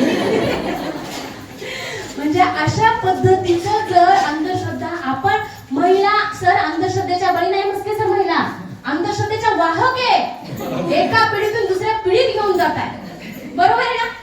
मी केलं, माझ्या आजीने केलं, माझ्या पणजीने केलं, काही काही तर उपवास असे आजकाल आलेले आहेत. मला काय म्हणायचे, तुम्ही केलेला उपवास अख्खा आयुष्य उपवासात तपासात घातलं, चेहरे आपण आरशात जाऊन बघा, थोडं मेकअप काढून बघा, गालाचे गालकोचे बसले, वांग आलेले आहेत, चेहऱ्यावर हसलं तर डायरेक्ट सुरकुते येऊ राहिल्या. एवढे उपवास तपास करून करून करून पार गालाचे गालकोचे बसून घेतले, कोणता देव आपल्याला पावला माहित नाही. आपण आपलं वाटोळं करून घेतलेलं आहे. आपल्या लेकरा बाळांचं वाटोळं करू नका. मुला मुलींना उपवासा तपासामध्ये बिलकुल पाडू नका. दम खाऊ दे त्यांना. काय घडवायचं ना संस्कार? मोबाईलचे उपवास घडवा, मोबाईलचे उपवास करा. उपवासाच्या जागी त्यांना कुठे दान धर्म करायला द्या. चांगले उपवास घडवा. मोबाईलचे उपवास म्हणजे एक दिवस मोबाईल बंद ठेवायचा घरात, बापाचा, आजाचा, पंजाचा, सगळ्यांचे मोबाईल बंद ठेवायचे. आलं लक्षात? बरं, आता मागे मी तुम्हाला एक हे सांगत होते, मार्गशीर्षाचे गुरुवार. आता थोड्याशा महिला आहेत आणि मुली पण आहेत आपल्या, आणि मॅडमने सांगितलं की मुलींना अक्षरशः विचारून उपवास करतात आणि शाळा पण बुडवत असतील. गुरुवारच्या दिवशी शाळा पण बुडवतात. म्हणजे त्या दिवशीचा लॉस किती होतो बघा. आता हे जे मी तुम्हाला सांगणार आहे उपवासाबद्दल, हे शहाणपण येण्यासाठी मला स्वतःला 16 वर्ष उपवास करावा लागला मार्गशीर्षाचा. मीही करायचे. माझ्या इतका कडक आणि निरंकार तर कोणीच केला नसेल. का माहित आहे का? 5वीला होते मी, आणि मी पाहिलं की ज्या दिवशी मार्गशीर्षाचा गुरुवार आला त्या दिवशी माझ्या बहिणी, आमच्या जरा मोठं कुटुंब आहे, 9 काका, आमच्या घरात 16 मुली असायच्या आणि मोठ्या ज्या 5-6 बहिणी असायच्या आमच्या चुलत्यांच्या वगैरे, त्या शाळेत नाही गेल्या तरी चालायचं. त्या दिवशी मग कुठून काय करणार, त्याने शेणाचे सडे टाकणार, रांगोळ्या काढणार, मध्ये आंब्याचे डहाळे बिहाळे, पूजेचं साहित्य, फळं बिळं, आणि ते त्याच्यातच वेळ घालवायचा. मला भारी मजा वाटायची पाहायला. मी म्हटलं मलाही शाळेत जायचं नाहीये त्या दिवशी. मग आईला म्हटलं मला पण करायचं उपवास. नाही म्हणे तुझा उपवास नाही, तू शाळेत जा. नाही मला करायचं उपवास. मग म्हणे की तुला होणार नाही. मी म्हटलं नाही, मी खूप पोटभर साबुदाणा खाईल. आई म्हटली उपवासाला साबुदाणा चालत नाही मार्गशीर्षाच्या, फक्त फळं खावे लागतात. मी म्हटलं ठीक आहे, काही हरकत नाही. मग फळच खायचे, साबुदाणाच खायचा नाही, तर उपवास कशाला करायचा? तर मला काय वाटत होतं तोपर्यंत, 5वी पर्यंत, उपवास करायचा म्हणजे फक्त साबुदाणा खाण्यासाठी उपवास करायचा. मग तिला म्हटलं साबुदाणाच खायचा नाही तर उपवास करायचा कशाला? तर ती मला म्हटली की जर तू उपवास केला ना तर तू खूप मोठी साहेबी होते, तुला नोकरीवाला नवरा मिळते आणि मग तुझं खूप चांगलं कल्याण होते. म्हटलं मग जर एवढं चांगलं कल्याण होणार असेल तर मग मला करायचंय, कारण मी शेती करणार नाही आणि अभ्यासात मी चांगली होते. तर मग म्हटलं नोकरी मिळणार आहे, नोकरीवाला नवरा मिळणार, म्हणजे लाईफच बदलून चाललंय ना. तर मी शेतकऱ्याची मुलगी, पण मी शेती नाही करणार. म्हटलं सगळे शेती करतात, करा. म्हटलं मला माझ्याच्याने होणार नाही. आई म्हणजे ठीक आहे, काही हरकत नाही, कर म्हटली. पण म्हटली खूप कडक आहे बरं, कारण एकदा धरला की सोडता येत नाही, उठणार नाही, मतणार नाही, घेतला बसा टाकणार नाही. मग म्हटलं ठीक आहे, आता काय करायचं? म्हटलं ठीक आहे, महिन्यातून फक्त वर्षातून 4 का मार्गशीर्षाचे गुरुवार करायचे ना, काय हरकत आहे करायला, करूया. आता ते 4 गुरुवार करायचे म्हटल्यावर ठीक आहे म्हणजे काही हरकत नाही. असं करत करत करत खेड्यामध्ये काय मिळायचं जास्तीत जास्त? पेरू. आता तरी सफरचंद वगैरे येतात, त्या काळात असे फळं येत नव्हते खेड्यामध्ये. खूप झालं तर पेरू आणि चहा. एकदा, दोनदा, तीनदा, 4दा, 5दा फक्त चहा, पेरू, बस. दूध भरपूर असायचं पण प्याव वाटायचं नाही, खूप दिसतं ना ते घरामध्ये दूध. अशी कंडिशन मध्ये ते उपवास केले. असं करत करत करत पोटाला चिमटा किती वर्ष काढला? 16 वर्ष उपवास केले. मेडिकल कॉलेजला 5वी पासून सुरू केले तर 16 वर्ष कंटिन्यू केले. मेडिकल कॉलेजला गेल्यावर सेकंड इयरला असताना एक तृप्ती नावाची मैत्रीण होती माझी रूममेट, ती म्हटली की तू येडी आहे, म्हटली अक्षरशः, की तू एकमेव मुलगी आहे मेडिकल कॉलेज कॉलेजमध्ये एवढ्या मोठ्या शहरात सर मी घटाचा तांब्या, महालक्ष्मीचा फोटो, 7 पुस्तकं, पूजेचं सामान घेऊन गेलेली होती. आणि मार्गशीर्ष महिन्याच्या गुरुवारी कॉलेज सकाळी 7ला असायचं, 5:30ला मला फोन यायचा त्या कॉइन बॉक्सवर, आज उपवास आहे बरं, उपवास सोडशील. अभ्यास केला का बाई, परीक्षा कधी विचारली येत नव्हता, ह्या गोष्टीसाठी यायचा. आणि ते पूजा बिजा मांडायची, निरंकार उपवास करायची. मग मैत्रीण म्हटली अगं हे सगळं थोतांड, हे काय करते तू? तर मी म्हटलं कसं थोतांड आहे? तर ती म्हटली अगं हे काहीच नाही, हे सगळं अंधश्रद्धा आहे. मला सांगा, तुम्ही आयुष्यभर उपवास तपास केले आणि तुम्हाला कळले की हे थोतांडे, तुम्हाला किती त्रास होईल? मलाही झाला, माझ्याही भावना दुखावल्या, आजकाल लोकांच्या दुखतात तशा. मी म्हटलं की ज्या नोकरीवाल्या नवऱ्यासाठी, साहेब होण्यासाठी, साहेबीन होण्यासाठी मी जो उपवास केला, ही म्हणते थोतांडे, आता कसं करायचं? मग कसं असतं, एकदा शंकेची पाल चुकली की माणसाचं मेंदू काही गप्प बसत नाही. आणि मी ऑलरेडी थोडीशी साशंक असल्यामुळे तपासणी करायची ठरली. आता उपवास तर सोडला नाही, मी केला. घरी आले, घरी आल्यावर मी माझ्या आजीला विचारलं. आता त्यावेळेस माझ्या आजीचं वय आजींसारखं असेल, म्हणजे 75ची होती माझी आजी. 75 वर्षाच्या आजीला विचारलं की बाई मला सांग, तू मार्गशीर्षाचा उपवास का करत नाही? ती म्हटली आमच्या वेळी नव्हतं.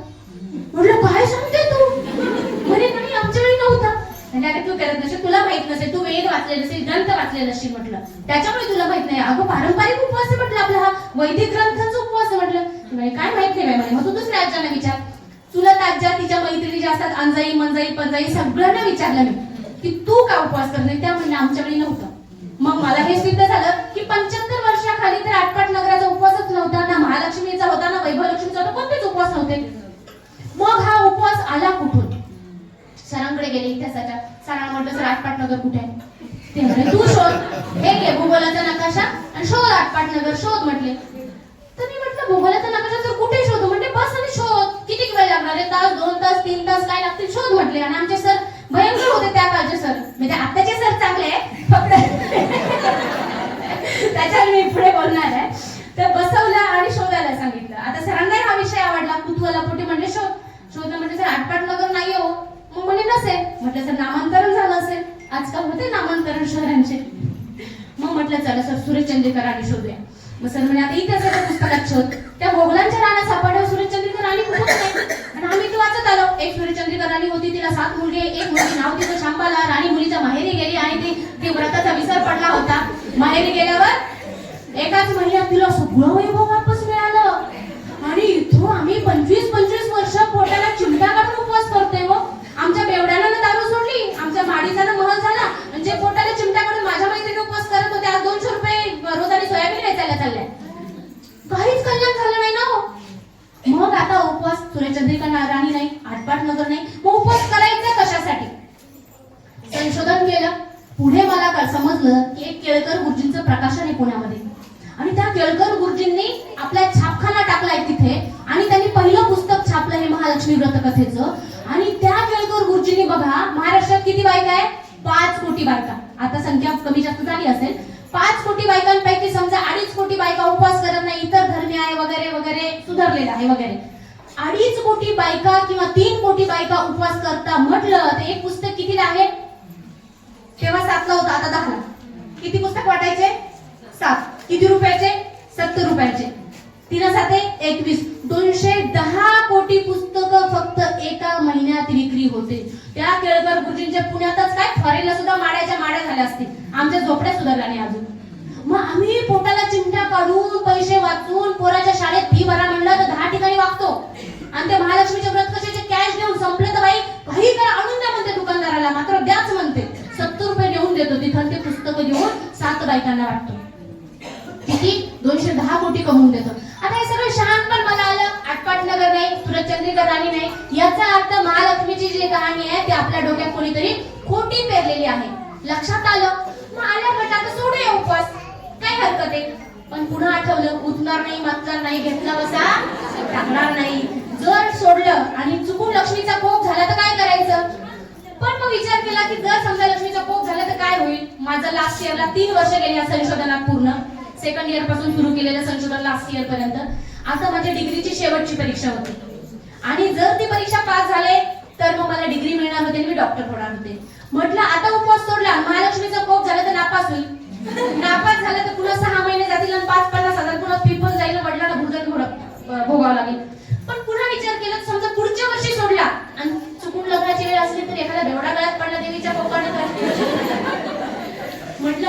करूया, चला ह्या वर्षी उपवास सोडूया आणि रिस्क घेऊया. घेतली रिस्क. त्यावेळेस उपवास सोडून मी माझ्या भीतीवर मात केलेली होती. म्हणजे बघा, तुम्ही भक्ती ठेवा, आलं, पण ती भक्ती ज्यावेळेस भीतीत परिवर्तित होते. तुम्ही श्रद्धा ठेवा, पण त्या श्रद्धेचे डोळे काढून तिला आंधळी करून टाकता, ती काही कामाची होत नाही. भक्ती असेल तोपर्यंत ठीक आहे, पण भीती वाटायला लागली ना, समजा आपल्या घराची अधोगती चालू झालेली आहे. गाडगे बाबा म्हणतात की ज्या घरामध्ये बाईला उपासात तापासाचं, बुवा बाबाचं, अंधश्रद्धेचं व्यसन आहे आणि ज्या घरात बापाला दारूचं व्यसन आहे, ते घर कधीच प्रगती करू शकत नाही.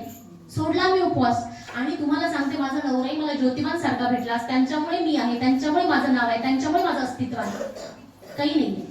मग तेव्हापासून माझा उपवास म्हणजे काय, तर बायकांना मार्गदर्शन करणं, प्रबोधन करणं आणि जेवढी जमेल तेवढी समाजाची सेवा करणं, हा माझा उपवास आहे. आणि परमेश्वर कृपेने मला सगळं खूप छान भेटतं, काही नाहीये.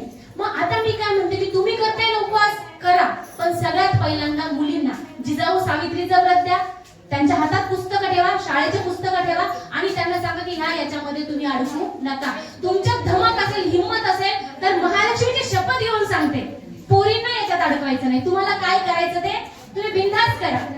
की अॅनिमियाच्या शिकारी असतात, सारखी थकवा येते, चक्कर येते, डोळे जळजळतात वगैरे वगैरे, हे सगळे आजार काय या उपवासा तापासामुळे आहे. एक वसमत तालुक्यात, वसमत मध्येच माझा एक कार्यक्रम झाला होता 2013ला. तिथे मला एक प्रश्न विचारला होता थंडीच्या दिवसामध्ये, मेथीचे लाडू मुलींना दिले नाही तर चालतात का? कारण काय म्हणे, पुढे गर्भपिशवी व्यवस्थित राहत नाही आणि मुलांना मुलबाळ होत नाही. असा कोणाचा प्रश्न आहे का असा मेथीच्या लाडूचा? बिनधास्त मेथीचे लाडू देऊ शकतात. गर्भाशय पोषक असते, गर्भ शुद्धीकर असते, गर्भाशय शुद्धीकर असते आणि पिशवीला बळच देते. त्यामुळे तुम्ही बिनधास्त मुलींना पोषण करून द्या. नाही तर आजकाल कसं असतं की पोराला इकडे ग्लास भर दूध नेऊन देतो, खा बापू, पी बापू, आजा शक्यतो, आजा घे बापू, तू जेवला की नाही, पोराला आधी दे, घर वंश चालवणार येतो. पोरीला खाल्लं का पिल्लं का विचारत नाही, उपासून मेली का, काही विचार घेणं देणार नसतं, काही नाही. ते सगळ्यात आधी बंद करा. कारण आपला एक महत्त्वाचा विषय सांगितला, मोबाईल, बरोबर आहे. आता काय होतं माहित आहे का, बऱ्याचदा वडील आणि आई, सर मी म्हणते तुमची 12वी पर्यंतची शाळा आहे ना, मोबाईल तुम्ही अलाउडच करू नका. आणि कोणता कार्य करतात, कोणते विरोध करतात, पालक माझ्याकडे पाठवा. काय, जर तुम्ही मोबाईल जर देत असाल ना आता मुलांच्या शाळेमध्ये, तर माझ्याकडनं लिहून घ्या. भविष्यात तुमचा मुलगा 100% त्याचं भविष्य तुम्ही 100% वाया घालवताय. घरात काय अभ्यास करायचा ना मोबाईलवर कर, शाळेत काय अभ्यास करणार आहे मोबाईलवर तुमचा मुलगा, देण्याचा उद्देश काय तुमचा मोबाईल? एक तुम्हाला उदाहरण सांगते, खरी गोष्ट सांगते बरं. एक आई आहे, कोविडचा काळ होता, कोरोनाच्या नंतर ऑनलाईन शिक्षण चालू झालं होतं. आता ऑनलाईन त्यावेळेस कसं होतं की ऑनलाईन शिक्षण मोबाईल देणं भाग होतं. मुलाकडे जुना मोबाईल होता वडिलांचा, तो वापरत होता मोबाईल, थोडा दिवस वापरला, त्याने अभ्यास झाला. नंतर शाळा चालू झाल्यावर मग त्या मुलाला थोडी सवय लागली होती मोबाईलची. तर त्या मुलाचं म्हणणं होतं की माझ्या सगळ्या मित्रांकडे चांगल्या ब्रँडचे मोबाईल आहे आणि माझ्याकडे मोबाईल नाहीये. म्हणून तो आईला रडायचा. आई वडिलांना भांडली की तुम्ही ह्याला मोबाईल का देत नाही आणि सगळ्या पोरांकडे, आणि आपलं काही नवल करियर का, आणि आपली तर नेहमीच अडचण असते, असं तसं दोघांचं काढून भांडण झालं. बापाने रागामध्ये, ऐकायला येते सगळ्यांना, आवाज येतोय? बापाने रागामध्ये काय केलं, गाय विकली आणि गाय विकून मोबाईल घेऊन दिला. आलं? मोबाईल दिल्यानंतर मुलाने मोबाईलवर काय अभ्यास केला माहित नाही. 1 वर्षाने त्याच बापाला, कारण त्याच्यात मध्यस्थी मी पण होते करायला, म्हणून मी तुम्हाला एक प्रकरण सांगते. त्याच बापाला फोन आला की तुम्ही अमक्या ठिकाणी या. तिच्या पोराला धरून ठेवलं होतं आणि बेडाम पोराला मारलं होतं. का तर त्या ज्यांनी जे जमाव जमलेला होता त्यांच्या मुलीला याने मेसेज केले होते, व्हिडिओ केले होते काही फोटोज वगैरे पाठवत होते आणि ते दोघे एंगेज झाले होते. तो मुलगा त्या मुलीच्या प्रेमात पडला होता, फक्त फोनवर मेसेजवर. गाव संबंध नाही, वेगवेगळे गाव, चुकून मिस कॉल आणि त्याच्यावरती सगळं झालं होतं. त्या मुलाला एवढं मारलं, वडिलांना शेवटी माफी मागावी लागली की मी माफी मागतो तुमच्या मुलीची, तुमची सगळ्यांची, परत माझा मुलगा असं काही करणार नाही. म्हणून बापाला पाया पडायला लागलं, मुलीच्या बापाच्या आणि मुलीच्या. काय मिळालं? चांगली गाय दूध तरी देत होती, हा बैल काय देणार होता तुम्हाला? नाही का? कशासाठी होतं हे सगळं? काय भविष्य घडवलं तुम्ही मोबाईल मध्ये? बरं ठीक आहे, आजकाल मोबाईल मध्ये ऑनलाईन क्लासेस आहे, ऑनलाईन एज्युकेशन आहे, त्याचा चांगला उपयोग करता येतो. ठीक आहे, आता चला मोबाईल घरामध्ये प्रत्येकाकडे आहे, आपण टाळू शकत नाही. पण आपला मुलगा किंवा आपली मुलगी त्याचा यूज काय करते? तुम्हाला सांगतोय ना, मोबाईल हे असं शस्त्र आहे आजकाल, इतकं धारदार शस्त्र आहे, कापून एखाद्याचा जीव घेऊ शकतं, पण एखाद्याने जीवदान शस्त्र येते. फक्त कसं वापरायचं ते आपण ठरवायचंय. आता मोबाईल मध्ये AI ट्रेंड आहे. मी पण मोबाईलचा वापर करते. काल माझं चंद्रपूरला व्याख्यान होतं, शेड्यूल फुल बिझी होतं आणि मला एक पुस्तक त्या व्याख्यानासाठी संदर्भ हवा होता. एक APJ अब्दुल कलामांचं पुस्तक हवं होतं. आता मी नांदेडमध्ये कुठे पुस्तक शोधणार आहे? त्या ChatGPT ला गेले सर, विचारलं की मला विजन फॉर अ मिलेनियम या पुस्तकाचा सारांश आणि त्या पुस्तकाचे संदर्भ द्या. धडाधड एक मिनिट, माझ्या डोळ्याची पापणी लवेपर्यंत सगळं पुस्तक आलं माझ्या समोर. मी ते फक्त 10 मिनिटात वाचलं. 2 तासाचं पुस्तक आणि व्याख्यानाला गेले. आलं म्हणजे इतकं चांगलं आहे मोबाईल. त्यामध्ये AI फक्त ते साड्यांचे रंग बदलण्यासाठी, रील्स बनवण्यासाठी नाहीये, तर त्याच्यामध्ये खूप चांगली माहिती आहे. पण आपल्या मुलाला ते व्यसन लागतंय का अभ्यासाचं, का वेगळंच व्यसन लागलंय, हे महत्वाचं आहे. आता जे महिला अत्याचाराचे केसेस होतात याच्यामध्ये मोबाईलचा खूप मोठा रोल आहे. साधी जाहिरात रात्री 10च्या नंतर जे रील्स फिरवतात ना, रील्स चुकून एक रील्स द्या तुम्ही, चुकून एक, लगेच दुसरा, लगेच तिसरा, लगेच चौथा, तास 2 तास 3 तास कसे निघून जातात आपल्याला कळत नाही. 2-2 तास वेळ जातो, काहीच कळत नाही.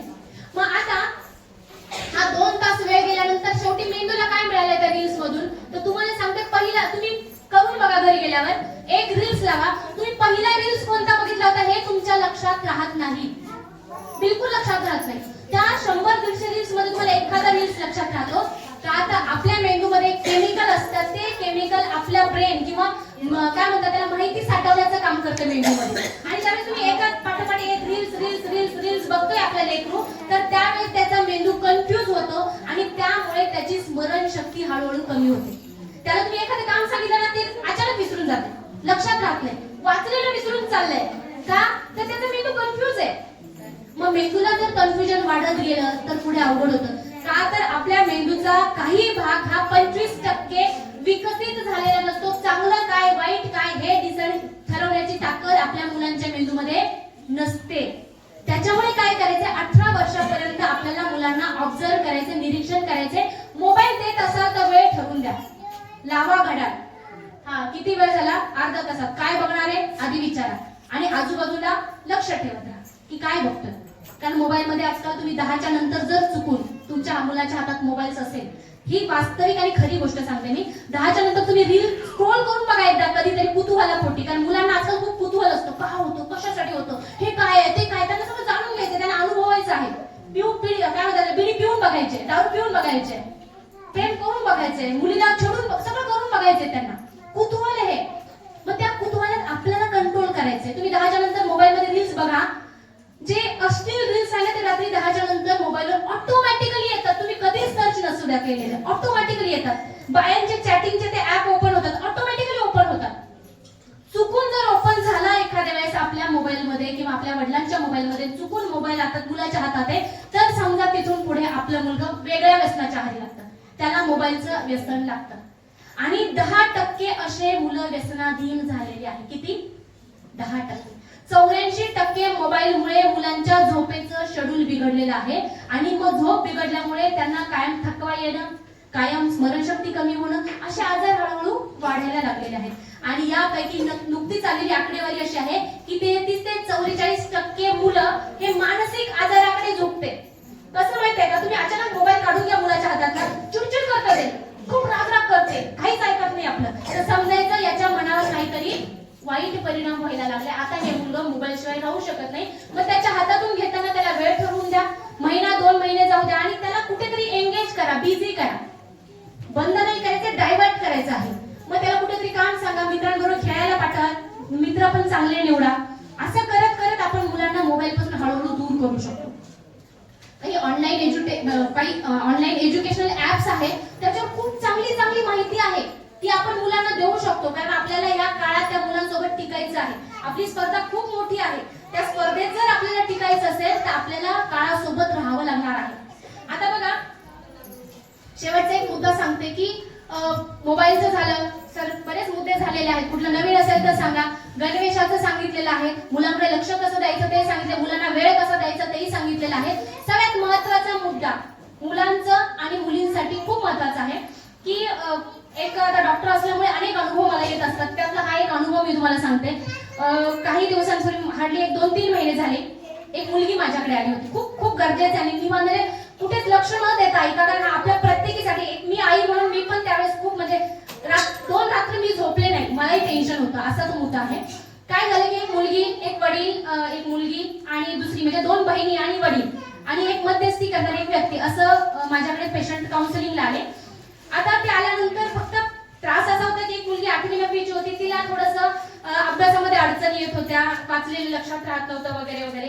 मग तिला मी अर्धा तास एक व्यवस्थित काउन्सिलिंग केलं, काही ट्रिक सांगितल्या कसं करायचं, काय करायचं वगैरे वगैरे. आता हे सगळं मोठी बहीण ऐकत होती आणि तिने म्हटली की मॅडम मला तुमच्याशी बोलायचंय. मग म्हटलं बोल. नाही म्हणे गायनेकचा प्रॉब्लेम आहे, मला पर्सनल बोलायचंय. मग म्हटलं ठीक आहे, तुझे वडील आणि काका आहेत त्यांना बाहेर जाऊ दे, ते सगळे बाहेर गेले. नाही मला बहिणीला बाहेर पाठव. म्हणलं ओके काही हरकत नाही. बहीण बाहेर गेली. ती बहीण बाहेर गेल्यावर तिने मला सांगितलं की मॅडम ती मुलगी 12वी झाली होती आणि नीटची तयारी चालू होती तिची नागपूरमध्ये, एक चांगल्या कोचिंग क्लासेस मध्ये आहे ती. तर तिने मला म्हटलं की मॅडम समजा मी अनवॉन्टेड 72 नावाची गोळी आहे, ती गोळी घेतल्यामुळे पाळी अनियमित होऊ शकते का? आता ते अनवॉन्टेड गर्भधारणा रोखण्यासाठीची गोळी आहे. ती म्हटलं मला सांग तुला ती गोळी घ्यायची गरज काय पडली? कारण तू आता तर नीटची परीक्षा देते, लग्न झालेलं नाही. तिला विचारलं मी प्रेमाने की तुझा कोणी बॉयफ्रेंड आहे का, कोणी मुलगा आहे का? तर ती म्हटली नाही. मग म्हटलं नेमकं तुला गरज काय पडली? की म्हणे मला म्हणजे माझ्यावर जबरदस्ती झाली होती. मग म्हटलं तुझ्या आईला माहित आहे का? ती म्हणली नाही माहित. वडिलांना माहित आहे का? नाही माहित. म्हणजे कोणालाच माहित आहे का? कोणालाच नाही माहित. म्हणे मॅडम, आणि वडिलांनी एक तक्रार केली होती तिची की मॅडम हिला नीटला मागच्या वर्षी 550-600 हिचा स्कोअर येत होता शेवटपर्यंत. 6 महिन्यात अचानक हिचा स्कोअर 200-250 वर आला आणि हिचा अभ्यासात लक्ष लागेना चाललं, काहीच कळेना चाललं. आता ही नीट रिपीट करत होती ती. तर तिला म्हटलं मग हे कारण आहे का तुझ्या अभ्यासात लक्ष लागत? हो म्हणे मॅडम मी रात्री झोपत नाही, वर्षभर झालं म्हणे माझ्याबरोबर हा प्रसंग झालेला आहे. मी रात्री झोपत नाही, मला अभ्यासात लक्ष लागत नाही, मला माझी किळस वाटते. तर तिला म्हटलं की मग तू आईला ही गोष्ट सांगायला पाहिजे होती. नाही सांगू शकत म्हटली. मग का? माझ्या आईचा माझ्यावर विश्वास नाही म्हटली. म्हटलं असं कसं? तू याच्या आधी काही केले का? म्हटली नाही मॅडम मी फक्त अभ्यास केला, अभ्यास सोडून मी कधीच काही केलं नाही.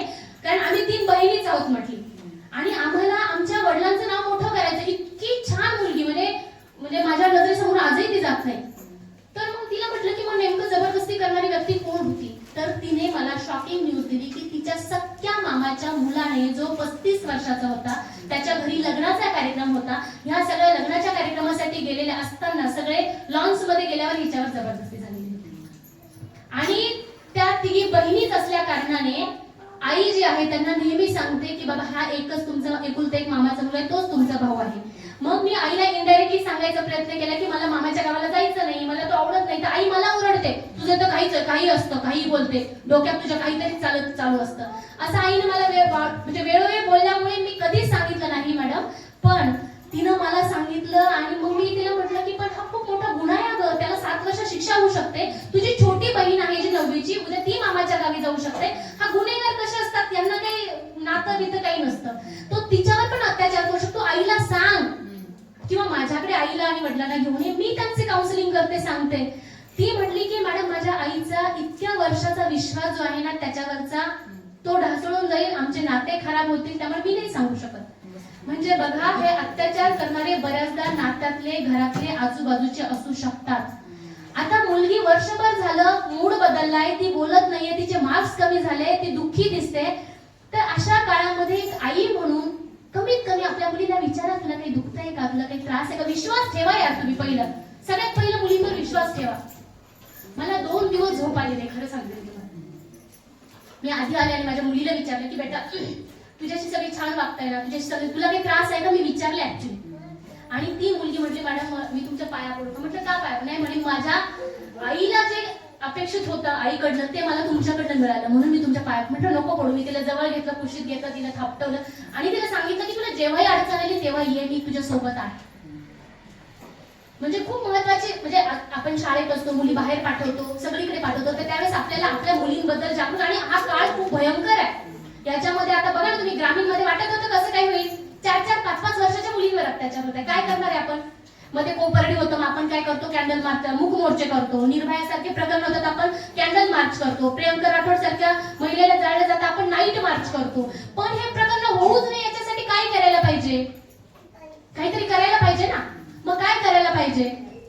बघा सावित्रीबाई फुले ज्यांनी शिक्षणाची आपल्याला सगळ्यांना शिक्षण दिलं, त्या सावित्रीबाई फुले ज्यावेळेस घरातून बाहेर पडल्या तर त्यावेळेस त्यांना खूप विरोध झाला. दगड गोटे शेण ते तर झालं, पण एक बाई ज्यावेळेस बाहेर पडते तर सगळ्यात मोठं शस्त्र काय माहितीये, तिच्या चारित्र्यावर शिंतोडे उडवले की ती घरात बसते, कोणती बाई असेल.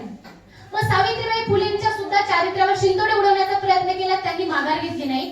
तर काही लोकांनी त्यांचं चरित्र हनन करण्याचं किंवा त्यांच्यावर जबरदस्ती करण्यासाठी त्यांना काही पैसे दिले आणि काही माणसांना त्यांच्या मागे लावलं.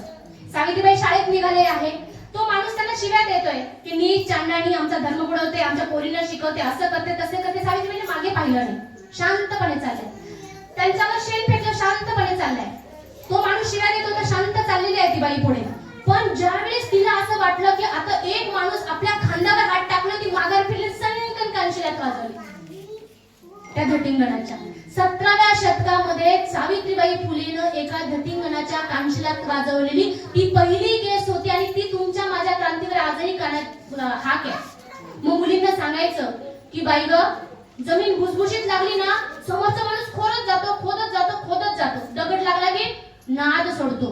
म्हणून मऊ राहायचं, सॉफ्ट राहायचं, पण वेळ पडली तर दगड व्हायला मागे पुढे पाहू नको. तुझ्या पायातली वाहन आणि डोळ्यातली नजर सरळ ठेव, पण चुकून एखादी वाकडी नजर पडली ना तर कापून घरी ये, पण संपून घरी येऊ नको. एवढी ताकद आपण आपल्या मुलींना आता मगाशी सरांनी सांगितलं, मुलं व्हिडिओ करणार, रील्स बनवणार. पोरांना पण सांगा, मुलींसाठीच नाही, मुलाला सांगा सगळ्यात जास्त. आता जे मुलं ज्या जेलमध्ये जाऊन बसतात ना आणि एखाद्या मुलाने कोणाच्या मुलीचा विनयभंग केला, अत्याचार केला ना, अख्खं घर बरबाद होतं, अख्खं खानदान आडनाव सगळं बरबाद होतो. सगळ्यात मोठं टेन्शन ते आहे. त्याच्यामुळे मुलाला सुद्धा सांगा की बाबा रे, कोणत्याही आई बहिणीकडे बघताना तुझ्या डोळ्यात मला आदरच दिसला पाहिजे. चुकून मला वाटलं की तुझी नजर फिरली आहे किंवा तुझ्या नजरेत काही वाईट आहे तर बाकीचे तुला नंतर धोपटवतील, मी तुझे डोळे फोडून तुझ्या हातात देईन. मुलाला सुद्धा हे सांगा, चांगले संस्कार द्या, त्यांना चरित्र द्या, तेव्हा कुठेतरी आपलं नाव होणार आहे, नाहीतर काहीच राहणार नाही आपलं. बघा, जाता जाता शेवटचं सांगते तुम्हाला की आपल्याला आपल्या मुलांच्या स्पीडनं चालायचे, स्वतःला अपडेट व्हायचे, नाहीतर आपला काय होईल, नोकिया मोबाईल होईल. बघा, नदी पाहिली आपण, नदी. आता नदी कशी आहे ना, संतपणे वाहत चाललेली आहे. एखाद्या नदीच्या काठावर गेलं तर आपल्याला छान नदीत पाय पडून बसावं असं वाटतं ना. पण कधी कधी काय होतं ना, ती नदी वाहत चाललेली असताना थोडंसं पाणी त्या नदीतून बाजूला पडतं आणि त्याचं एक डबकं तयार होतं. ते डबकं तयार झाल्यावर त्याच्यात पाय बुडवू वाटतात का? मच्छर असतात, किडे असतात. मग आपल्याला काय करायचं, या काळासोबत चालायचे, पुढे चालायचे, आता नदीप्रमाणे वाहत जायचंय, जेणेकरून ती स्वच्छ आणि चांगली राहील आणि काळानुसार चालेल. नाहीतर काय होईल, डबकं तयार होईल आयुष्याचं. म्हणून आपल्या मुलांसोबत स्पीड वाढवा, त्यांच्या परीनं चला, त्यांच्या कलेनं घ्या आणि आपल्या मुलांचं भवितव्य फक्त आपल्या हातात आहे. एक आई म्हणून आपण जे करू शकतो ना, बाकी कोणीच करू शकत नाही. आपल्यात जिजाऊ आहे, आपल्यात रमाई आहे, आपल्यात सावित्री, आपल्यात अहिल्याबाई आहे. फक्त आपल्या स्वतःला ओळखा. तू पहिले खुद को ढूंढ ले, बाकी सब तुझे गूगल पे मिल जाएगा. लक्षात. चला, एवढं सगळं करा आणि पुन्हा एकदा स्वतःची आरोग्याची काळजी घ्या. आपला परिवार आपल्या हातात आहे. मी तर म्हणते की मस्त चेहऱ्यावर स्माइल इतका दागिना दुसरा नाही आहे. काहीच मेकअप करू नका, छान स्माइल ठेवा. सगळ्यात सुंदर दागिना आहे, सगळ्यात सुंदर दागिना. हार जीत ही लपंडावरे, हार जीत ही लपंडावरे, जित राहुदे मणी झुंजायची पुन्हा, अडवतील ही लाख वादळे, अडवतील ही लाख वादळे, जित राहुदे मणी झुंजायची पुन्हा, हार जीत ही लपंडावरे, सिद्ध होऊन पुन्हा